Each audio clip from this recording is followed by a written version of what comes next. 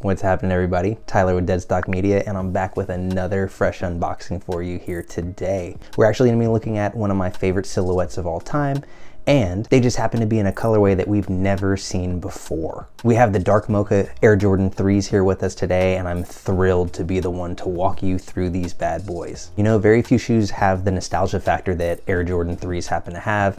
Personally, I remember having some as a kid. I remember having 3s as a teenager. And as an adult, I have a dozen or so pair in my closet today, so you know I've got some skin in the game. Truth be told, I'm glad that Jordan Brand thought enough to put a new color twist on a classic kick like these. But before I start boring you by diving into all sorts of childhood memories, let's jump into these kicks and check them out.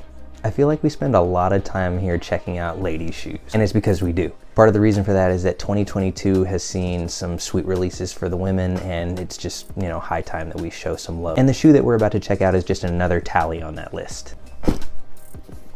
So we're checking out the Air Jordan 3 Dark Mocha, and I think we're all in for a sweet treat here. You know, I think in some circles these are called the Neapolitan 3s, and if you stick with me for the entire video, I'll be sure to explain exactly why they got that name. So coming to the upper, you can really get a glimpse of how all the other hues really play off the white notes of the leather. The white leather of the upper pretty much wraps the entire shoe in luxury, from the toe, underneath the heel tab.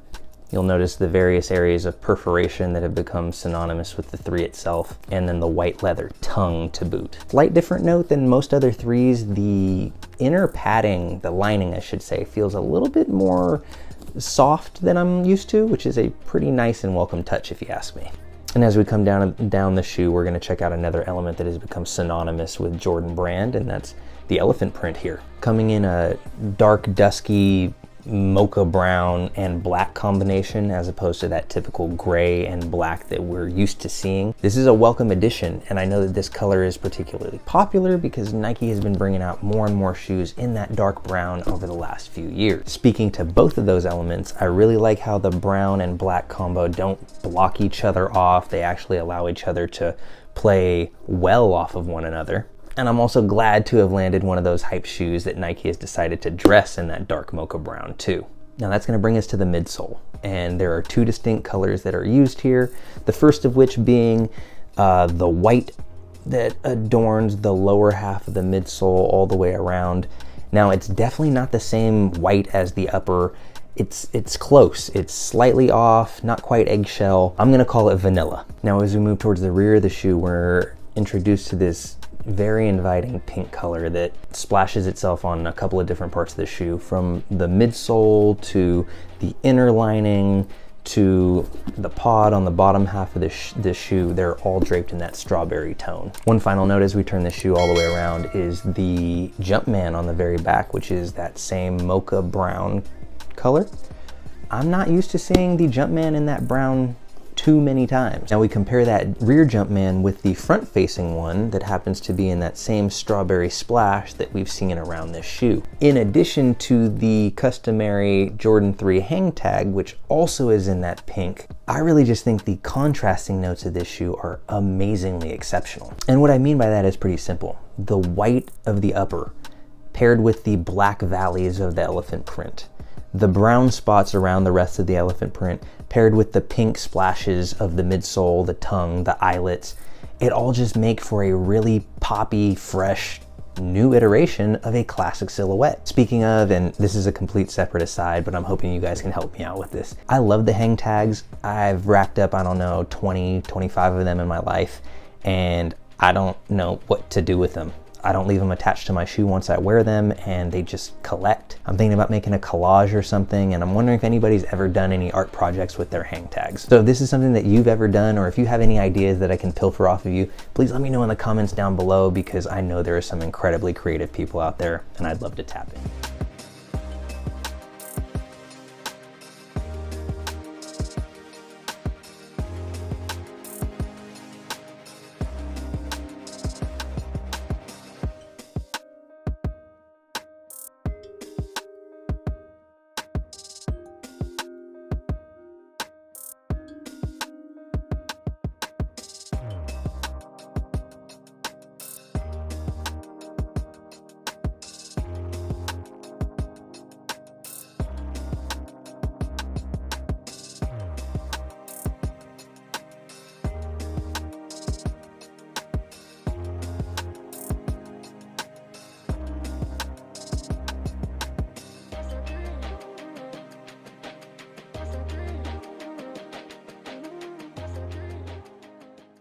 There you have it, everybody. A real quick breakdown of the Dark Mocha Air Jordan 3s, aka the Neapolitans. And if you've listened to this entire video, you've probably caught my references to various ice cream flavors, and I'm just gonna blame that on the kicks. I mean, the vibes are straight out of the freezer, and they remind me of that tri-flavored ice cream box that I know we all had growing up. And if you got those same feels off these shoes, make sure that you whip that subscribe button, throw a cherry on all notifications so you never miss any of the sweetness that we're here to drop on you. I want to thank you for hanging out, and if you'd like to check out more tantalizing tastes from our closet, be sure to check out the videos on screen. And for Deadstock Media, I'm Tyler, signing off.